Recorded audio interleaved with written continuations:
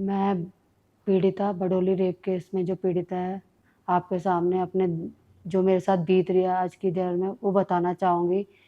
मेरे साथ 3/7/2023 में एक घटना घटी थी कसौली में, जिसमें मेरे साथ रेप हुआ गया, गैंग रेप, जिसमें जो आरोपी हैं वो मोहन लाल बडोली जो बीजेपी अध्यक्ष हैं आज की डेट में।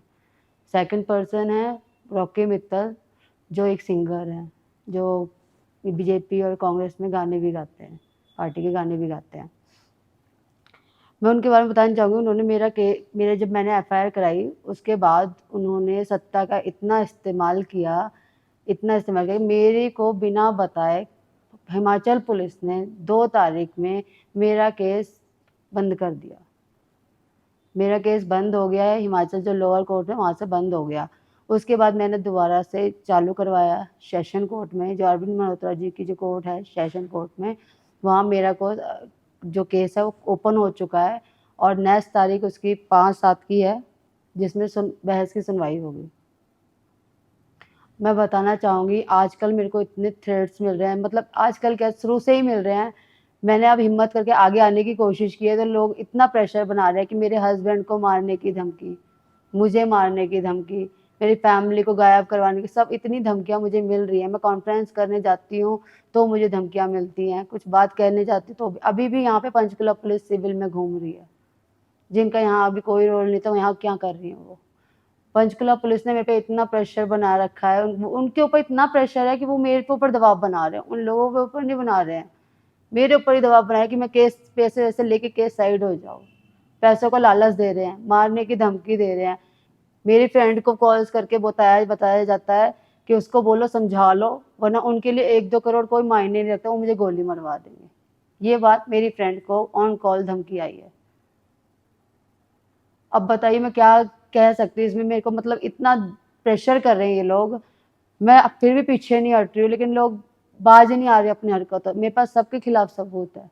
जो धमकियां आ रही हैं, पुलिस जो मेरे पे प्रेशर बना रही है, पंचकुला पुलिस इतना प्रेशर बना रही है मेरे वहाँ पे। आज भी मेरे घर के नीचे पुलिस घूम रही है। क्यों घूम रही है? जब मैं सारी इन्वेस्टिगेशन उनके कहने पे ज्वाइन कर चुकी हूँ, मेरे हस्बैंड को क्यों फंसाया जा रहा है?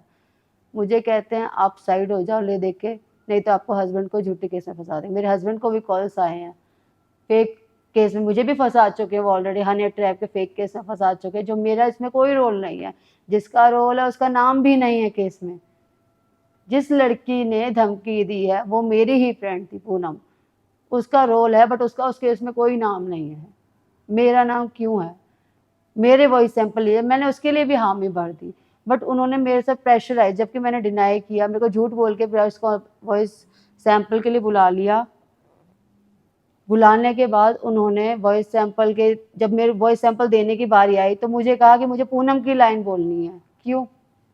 मैंने मना भी किया, 3 बार मना करने के बावजूद भी उन्होंने मुझसे पूनम की लाइन जबरदस्ती बुलवाई कि ये जरूरी है आपको बोलना, नहीं तो आपको बार बार बुलाएंगे।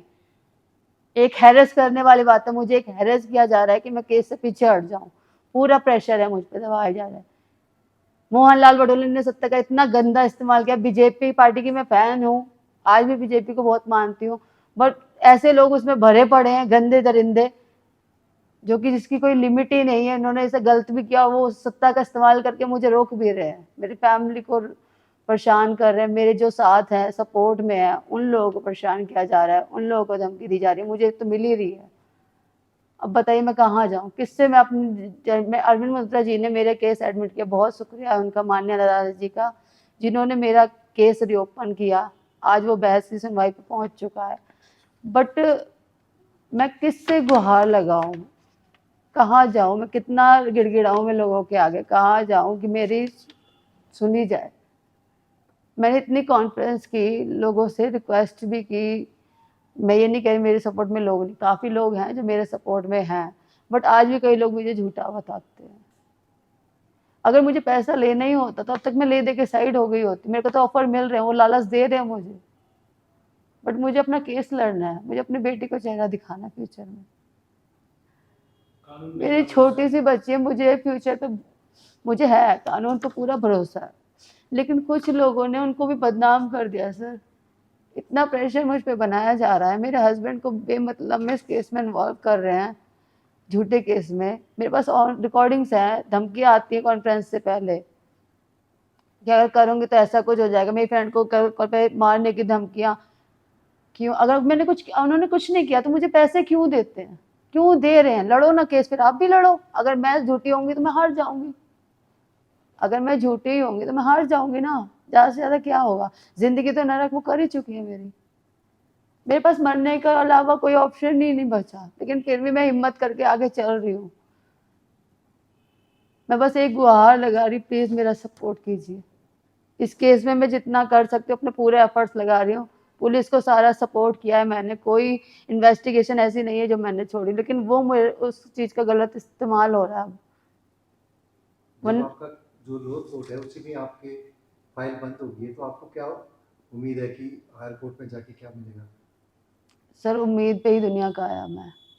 एक जगह जब उम्मीद मरती है तो दूसरी जगह होती है। बनाया है कानून इसीलिए गया है कि जहाँ अगर किसी की नहीं सुनी गई है किसी तरह, तो वो दूसरी जगह अप्लाई कर सके, दूसरी जगह अपनी बात रख सके, किसी तरह उसे न्याय मिल सके। न्याय की उम्मीद है। हाँ जी, पूरी उम्मीद है मुझे। मतलब आपका कहना है कि निचले कोर्ट में आपकी बात नहीं सुनेगी? हाँ जी, मेरी बात नहीं सुनी गई। 2 डेट में मुझे बिना सूचित के, मेरे पास कोई संबंध नहीं आया। मेरा जबकि original I card Himachal police में सबमिट था, वोटर आधार कार्ड वहाँ सबमिट है, उस पे मेरा ओरिजिनल आधार कार्ड पे मेरा ओरिजिनल जो एड्रेस है अभी का परमानेंट एड्रेस वो उस पे है। बट मेरे पास कोई भी मेल आईडी या किसी पे भी व्हाट्सएप पे भी कोई भी संबंध मेरे को रिसीव नहीं हुआ है। 2 डेट में मेरा केस बंद कर दिया गया, मेरे को बिना सूचित किए। हाँ जी सर, देखो ये तो मैं नहीं कह सकती प्रेशर है कि उसको लालच है, क्योंकि जिस दिन उस रूम में मेरे साथ घटना घटी थी वो उस रूम में थी अवेलेबल।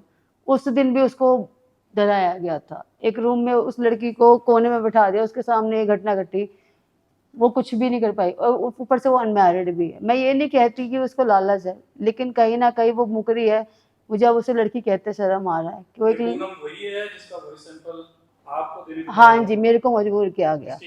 जी हाँ जी, वो उसकी आवाज़ है, वो रिकॉर्डिंग आज भी मेरे पास। हाँ जी, वो उसकी आवाज़ है। मेरे पे इतना प्रेशर, जबकि वॉइस, अगर वॉइस सैंपल लेना ही है तो आप सर कुछ भी बुलवा सकते हैं मुझसे। मेरी आवाज़ ही लेनी है तो कुछ भी, जब मेरी आवाज़ ही नहीं है उस रिकॉर्डिंग में तो आप कुछ भी हेलो हाय कुछ भी बुलवा सकते हैं। बट उसी की लाइन क्यों बुलवाई गई मुझसे? हाँ, आप उनको पहले से जानते थे? ये जो मोहन लाल बडोली हैं, नहीं इनको नहीं जानती मैं, पूनम को जानती थी पहले से। हाँ, पूनम मेरी फ्रेंड थी। हाँ, मैं कसौली में अपनी फ्रेंड के साथ आई थी, अपने बॉस के साथ। बट बॉस का कोई रोल नहीं है क्योंकि उन्हें पता ही नहीं था, वो तो अपने रूम में जा चुके थे। बट पूनम उस रूम में होते हुए भी वो मेरे केस से मुकर गई, मुझे उम्मीद नहीं थी। उसने क्यों ऐसा किया मुझे नहीं पता, बट मैं न्याय की उम्मीद मुझे है, पूरी उम्मीद है, जनता से भी है, न्यायपालिका से भी है।